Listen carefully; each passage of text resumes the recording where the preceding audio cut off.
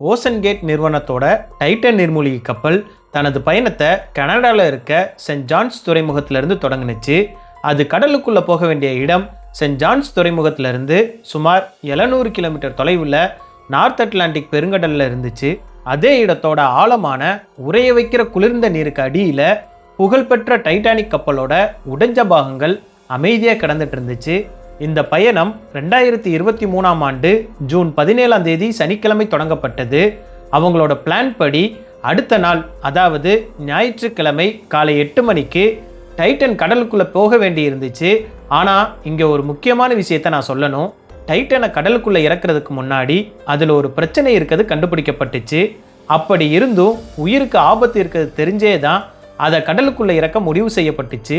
அந்த பிரச்சனை என்ன, ஆபத்து இருக்கிறது தெரிஞ்சும் ஏன் அந்த முடிவு எடுக்கப்பட்டுச்சு, அதில் யாரெல்லாம் போனாங்க, இதெல்லாம் பற்றி தான் இந்த வீடியோவில் பார்க்க போகிறோம். எல்லாருக்கும் வணக்கம், நான் ஹரிஸ் மாறன். இந்த பயணத்தில் மொத்தம் 5 பேர் இருந்தாங்க.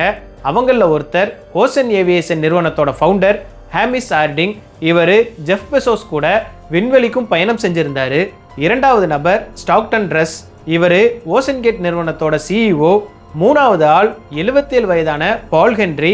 இவர் இதுக்கு முன்னாடி டைட்டானிக் கப்பலோட சிதைஞ்ச பாகங்களை கடலுக்குள்ளே போய் பல தடவை பார்த்துருக்காரு. இவர் சேதமடைஞ்ச கப்பல் தொடர்பான அனுபவமும் அறிவும் இருக்க ஒரு நபர்.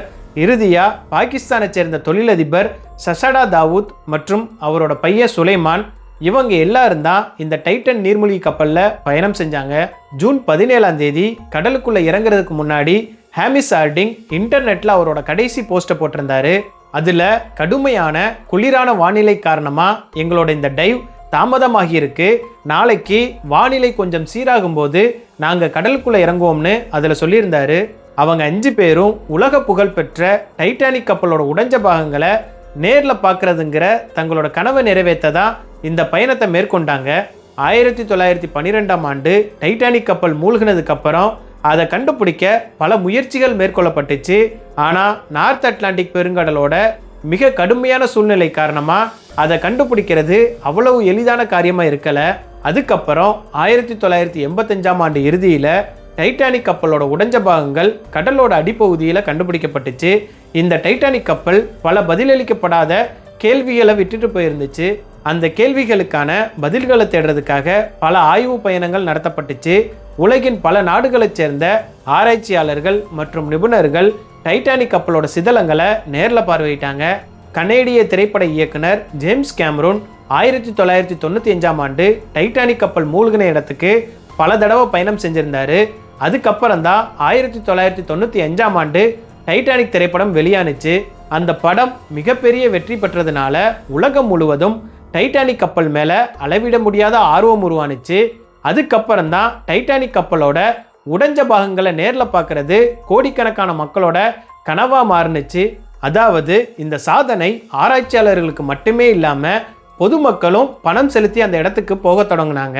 கடலோட ஆழத்துக்கு போகிறது விண்வெளிக்கு போகிறத விட மிகவும் கடினமானதுன்னு சொல்லப்படுது. அதுக்கான மிகப்பெரிய காரணம் நீரோட அழுத்தம் தான். டைட்டானிக் கப்பலோட சிதலங்கள் கடல் மட்டத்திலிருந்து 4000 மீட்டர், அதாவது 4 கிலோமீட்டர் ஆழத்தில் இருக்குது. இந்த ஆழத்தை நீங்கள் கற்பனை செஞ்சு பார்க்கணும்னா உலகத்தோட மிக உயரமான பில்டிங்கான புர்ஜ் கலிஃபா உங்கள் எல்லாருக்குமே தெரியும். அந்த பில்டிங்கோட உயரத்தை விட சுமார் 5 மடங்கு ஆழத்தில் தான் டைட்டானிக் கப்பல் கடலுக்குள்ளே இருக்குது. இந்த ஆழத்தில் நீரோட அழுத்தம் சுமார் 5800 PSI இருக்கும். இந்த அழுத்தம் எவ்வளவு அதிகம்னு உங்களுக்கு தெரியுமா? அதாவது ஒரு சதுர இன்ச்சு இருக்க இடத்துக்கு மேலே ஒரு முழு யானையும் வச்சிருக்கிறதுக்கான சமமான அழுத்தம் அது. ஒரு நீர்மூழ்கி கப்பலில் எத்தனை சதுர இன்ச்சு இருக்கும்னு நீங்கள் யோசிச்சு பாருங்கள். இப்போ உங்களுக்கு அது மேலே எவ்வளவு அழுத்தம் செயல்படும்னு கொஞ்சம் கணிக்க முடிஞ்சிருக்கும். 2023ஆம் ஆண்டு ஜூன் 18 ஞாயிற்றுக்கிழமை மதியம் 12 மணிக்கு டைட்டன் தனது பயணத்தை தொடங்குனுச்சு. பொதுவாக டைட்டானிக் கப்பலோட சிதலங்களை அடைய 2 மணி நேரம் ஆகும். ஆனால் கிளம்புன 1 மணி நேரம் 45 நிமிஷத்துக்கு அப்புறம் கடலுக்கு மேலே காத்துட்டு இருந்த போலார் பிரின்ஸுங்கிற சிப்போட டைட்டனோட தொடர்பு திடீர்னு துண்டிக்கப்பட்டுச்சு. கடலோட இந்த ஆழம் வரைக்கும் சூரிய ஒளி போகாது. இங்கே எப்போதும் இருட்டு தான் நிலவும். இவ்வளவு ஆழத்தில் வயர்லெஸ் சிக்னல் துண்டிக்கப்படுறது ஒரு சாதாரண விஷயந்தான். அதனால் ஆரம்பத்தில் யாரும் இதை பெருசாக எடுத்துக்கல. மொத்த பயணமும் 7 மணி நேரத்துக்கு பிளான் பண்ணியிருந்தாங்க. மதியம் 12 மணிக்கு கிளம்பின டைட்டன் மாலை 7 மணிக்கு திரும்பி வரணும். ஆனால் மாலை 7 மணி ஆகியும் டைட்டனோட எந்த தொடர்பும் ஏற்படலை, அது திரும்பியும் வரலை. இதனால் மதர்ஷிப்பில் இருந்த குழுவினர்கள் பதற்றம் அடைஞ்சாங்க. உடனே கனடியன் ரிசர்ச் வெஹிக்கிளான போலார் பிரின்ஸுங்கிற கப்பல் டைட்டனை தேட தொடங்கினாங்க. அதுக்கப்புறம் இரவு 9:40க்கு அவங்க அமெரிக்க கோஸ்ட் கார்டை தொடர்பு கொண்டு உதவி கேட்டாங்க. அடுத்த நாள் அமெரிக்கா மற்றும் கனடாவைச் சேர்ந்த கப்பல்கள், விமானங்கள் மிகப்பெரிய தேடுதல் நடவடிக்கையை தொடங்கினாங்க. அவங்க கடலோட மேற்பரப்பு மட்டும் இல்லாமல் சோனார் ஸ்கேனிங் தொழில்நுட்பத்தோட உதவியோட கடலோட அடிப்பகுதியிலையும் தேடினாங்க. அடுத்த 2 நாட்களுக்கு தேடுதல் தொடர்ந்து நடைபெற்றுச்சு. ஆனால் டைட்டன் பற்றின எந்த தடயமும் கிடைக்கல. ஆனால் அதுக்கப்புறம் தான் அவங்களுக்கு ஒரு சிறிய நம்பிக்கை தோன்றுனுச்சு. ஜூன் 21 காலை 6 மணி அளவில் தேடுதல் குழுவினர்கள் கடலோட ஆழத்திலிருந்து சில சத்தங்களை கேட்டாங்க. இந்த சத்தங்கள் அண்டர் வாட்டர் ரேடார்களோட உதவியால் பதிவு செய்யப்பட்டுச்சு. உடனடியாக அந்த சத்தம் வந்த திசையில் ROVன்னு சொல்லப்படுற அண்டர் வாட்டர் ரோபோட்டை அனுப்புனாங்க. ஆனால் இந்த முறையும் எந்த தகவலும் கிடைக்கல.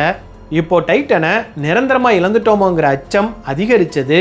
ஏன்னா டைட்டனில் இருந்த ஆக்சிஜன் 96 மணி நேரம், அதாவது 4 நாட்களுக்கு மட்டும்தான் போதுமானதாக இருந்துச்சு. ஆனால் ஏற்கனவே 3 நாட்கள் கடந்துருச்சு.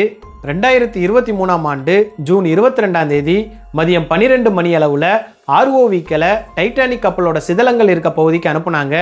அங்கே அவங்க கண்ட காட்சி உண்மையிலேயே நெஞ்ச நொறுக்கிற வகையில் இருந்துச்சு. மாலை 3:48க்கு டைட்டானிக் சிதலங்களுக்கு பக்கத்தில் போன ROV டைட்டானிக்ல இருந்து வெறும் 1600 அடி தூரத்தில் டைட்டனோட வால் பகுதி கிடக்கிறத கண்டுபிடிச்சது. கடலோட மிக அதிகமான நீர் அழுத்தத்தை தாங்க முடியாமல் கடலோட ஆழத்தில் இம்ப்ளோஷனுக்கு உள்ளாகி டைட்டன் சிதறி போயிருந்துச்சு. இந்த செய்தி உலகம் முழுவதும் அதிர்ச்சியை ஏற்படுத்தினுச்சு. இதனால் ஓசோன் கேட் நிறுவனத்தோட பாதுகாப்பு நடைமுறைகள் குறித்து பல கேள்விகள் எழுப்பப்பட்டுச்சு. இந்த விபத்தில் உயிரிழந்த ஓசோன் கேட் நிறுவனத்தோட CEO ஸ்டாக்டன் ட்ரஸ் 2021 டைட்டனை உருவாக்கும் போது சில விதிகளை மீறி இருக்கதா சொல்லியிருந்தாரு.